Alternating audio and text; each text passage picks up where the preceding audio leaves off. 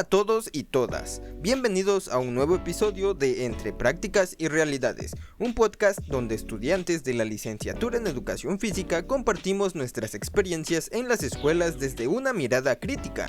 Hoy vamos a profundizar en un tema clave, los instrumentos de investigación cualitativa que nos han permitido entender las dinámicas escolares no desde afuera, sino desde adentro. Vamos a hablar del trabajo de campo, del ingreso a la escuela, de la observación, la entrevista y de cómo todo esto cobra sentido en el relato etnográfico y por supuesto vamos a reflexionar sobre cómo todo esto impacta en nuestra formación docente. Estoy acompañado de Mario, Vidal, Eduardo y Dylan. Y sin más, comencemos. Mario, arranquemos con tu experiencia. ¿Cómo viste el trabajo de campo? Fue una experiencia transformadora. Antes de ir a la escuela tenía una idea muy teórica de lo que era observar una clase. Sin embargo, cuando estuve ahí, en el patio, con los alumnos, el docente, los recreos, los diferentes conflictos, entendí que el trabajo de campo es entrar en un mundo complejo, cargado de significados. Por ejemplo, observé a un profesor de educación física en una escuela urbana, con muchos desafíos, como falta de espacio, grupos numerosos y realidades familiares difíciles. Aún así, el docente no se limitaba a dar la clase. Hablaba con los alumnos, preguntaba cómo estaban, mediaba conflictos. El trabajo de campo me mostró que enseñar no es aplicar una planificación, es leer el contexto, adaptarse y sobre todo vincularse. No hay fórmulas, hay decisiones situadas. Coincido, a veces creemos que vamos a ver como enseñanza, pero en verdad vemos cómo se construye el vehículo educativo. En medio de múltiples tensiones, el trabajo de campo nos ayuda a afinar la mirada, a dejar de lado los prejuicios y a entender que cada escuela es un universo con sus propias normas, historias y posibilidades.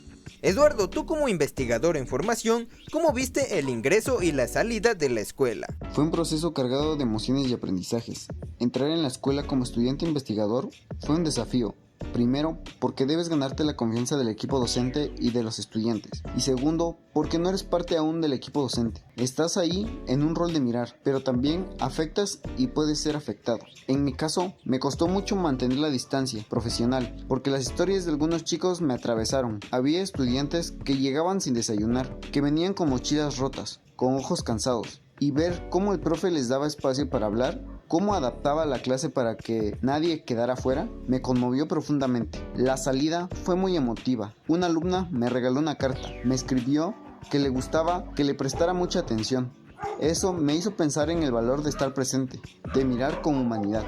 Y eso también es parte de investigar. No somos observadores fríos, somos cuerpos en relación con otros cuerpos. La entrada y salida de una institución escolar no son técnicas, sino son experiencias. Hay que hacerlas con ética, con sensibilidad y sobre todo con respeto por lo que el otro nos ofrece. Mario, volvamos contigo. Después de observar, realizaste entrevistas. ¿Qué te aportaron? Bueno, la entrevista fue clave.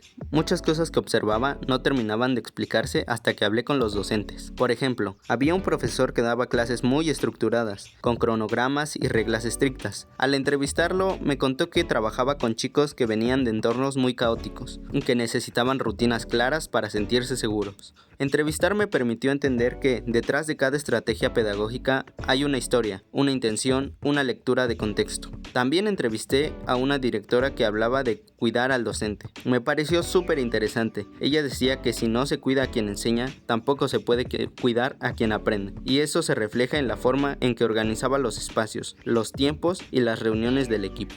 Vidal, tú desarrollaste un relato etnográfico muy reflexivo. ¿Cómo fue ese proceso? Fue muy intenso. Escribir un relato etnográfico es más que contar lo que viste. Hay que interpretar, contextualizar y sobre todo narrar con honestidad y profundidad. Mi relato partió de una clase donde un conflicto entre alumnos interrumpió una actividad. El docente no reaccionó con castigo, sino que propuso una dinámica grupal, donde los propios compañeros reconstruyeron las reglas de convivencia. Narrar ese momento me permitió conectar con teorías sobre el conflicto como motor de aprendizaje, sobre todo el rol del docente como mediador, pero también sobre la educación física como espacio de construcción colectiva. Además de escribir el relato, fue una forma de devolverle algo a la experiencia, no solo quedarme con lo vivido, sino transformarlo en conocimiento compartido. Y también es un ejercicio ético. Hay que pensar ¿Cómo elegimos, cómo representamos a quienes confiaron en nosotros?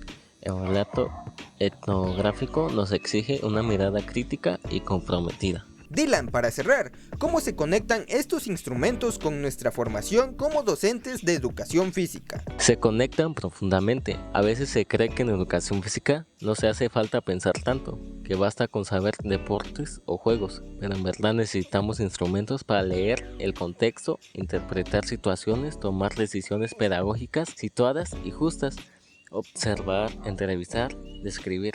Todo eso nos entrena para ser docentes atentos, empáticos y críticos. Por ejemplo, cuando un alumno se aísla, lo interpretamos como desinterés o nos preguntamos qué está pasando en su entorno. Si no investigamos el contexto, podemos caer en juicios injustos. La educación física puede ser un espacio de inclusión o de exclusión. Depende de cómo lo entendamos. Y estos instrumentos cualitativos nos ayudan a construir una mirada pedagógica más humana, más justa y más transformadora.